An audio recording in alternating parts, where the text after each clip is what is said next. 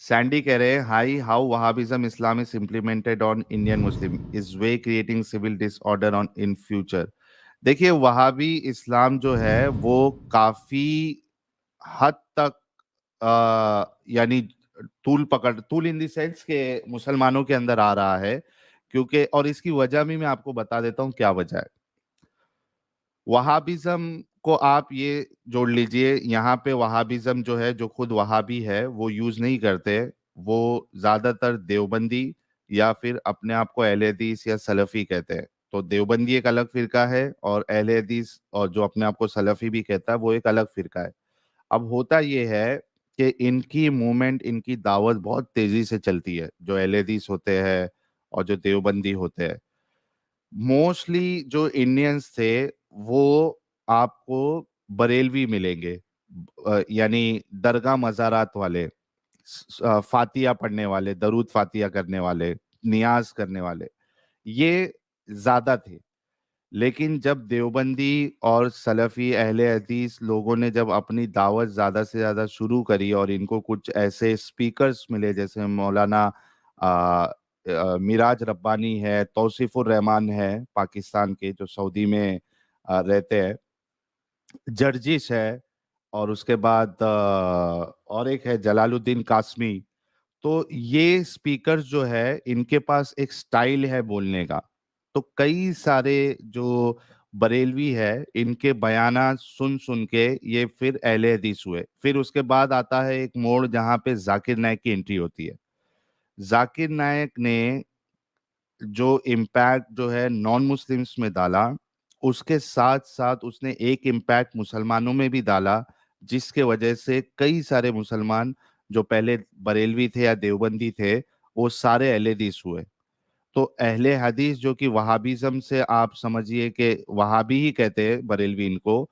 तो ये पूरा खेल यहाँ से शुरू हुआ और इनकी मूवमेंट जो है वो तेजी पकड़ी। और आज की तारीख में कई सारे लोग अहले हदीस हो रहे हैं क्योंकि इनका जो मेन दावत है वो लोगों को लुभाने का जो जरिया है, जैसे कि मैं भी इनकी चक्कर में आया था, वो ये कि ये कहते हैं कि हम किस्से कहानी पे बिलीव नहीं करते, हम कुरान और हदीस पे चलते हैं, कुरान और सही हदीस। इस वजह से देखिए, आप जाकिर नायक के भी कई सारे बयानात में आपने सुना होगा, कुरान एंड सही हदीस, कुरान एंड सही हदीस। तो ये कुरान और सही हदीस का टैग लेके इन्होंने वहाबिज्म को बढ़ावा दिया है। और लोग आज भी कई तादाद में बरेलवी से, देवबंदी से वो सलफिज्म या अहले हदीस की तरफ आ रहे हैं।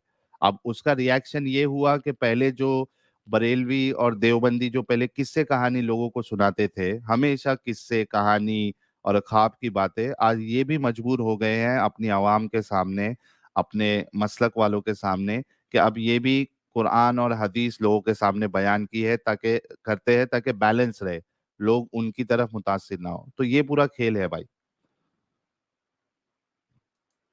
और वहाबिज्म जो है ये इतना कट्टरता है इसके अंदर कि जो वहाबी बन गया, फिर वो आपके फंक्शन में, आपके रिलीजियस फेस्टिवल में आपको विश नहीं करेगा, वो आपका दिया हुआ प्रसाद नहीं खाएगा, वो बिल्कुल भी जो है, पहले अगर आपके साथ कोई फेस्टिवल में इन्वॉल्व होता था वो बंद कर देगा एकदम।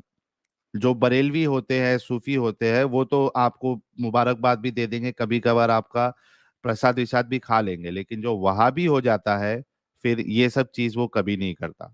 तो yes, Wahhabism is dangerous to the country. Naman भाई कह रहे हैं, हाई साहिल, और ये आमिर हक। हाँ, यस मसूद। ये तो मुसलमानों के लिए भी खतरा है, क्योंकि वो ये जो ज्यादा करके आप देखोगे टेररिस्ट ग्रुप जो है वो ज्यादा करके आप देखो तो अहले हदीस वाली उसमें आपको नजर आता है। हम्म। मतलब जहां तक मैं सही। ये हाँ, और एक चीज अभी एक ने कमेंट किया कि ज्यादातर अहले हदीस ही एक्स मुस्लिम होते हैं। ये बात भी आपकी बिल्कुल दुरुस्त है। वो इस वजह से कि आप देखिए कि एक इंसान अगर बरेलवी से देवबंदी हो रहा है और देवबंदी से अहले हदीस बन रहा है, मतलब कहीं ना कहीं उसके अंदर अपने आप को चेंज करने की उसके अंदर एक क्षमता है, या उसके अंदर वो चीज है कि वो सच्चाई को पाना चाहता है। लेकिन चूंकि वो फिरकों में फंसा हुआ है, तो वो अपने आप को आउटर पर्सपेक्टिव से नहीं देख रहा है इस्लाम को, तो वो देखता है कि यार मैं बरेलवी रह के मैं सही हूं या गलत हूं। जैसे ही वो बरेलवी से निकलकर देवबंदी होता है, देवबंदी से निकल के अहले हदीस होता है, अगर उसको भी आउटर पर्सपेक्टिव इस्लाम का बताया जाए तो उसके लिए आसानी हो जाती है इस्लाम छोड़ना। तो एक प्लस पॉइंट भी ये है कि अगर अहले हदीस हो रहा है कोई बंदा, तो बहुत मुमकिन है कि वो आगे जाके एक्स मुस्लिम बनेगा। तो आपकी जिन्होंने वो कमेंट किया था वो बात आपकी बिल्कुल अच्छी बात बोली, आपको अच्छी लगी तो ऐसे थोड़ा मार दीजिए हाथ, आप थोड़ा सा मार दीजिए, एक बार मार दीजिए। क्यों कष्ट हो रहा है आपको? अगर अच्छी लगी मार दीजिए।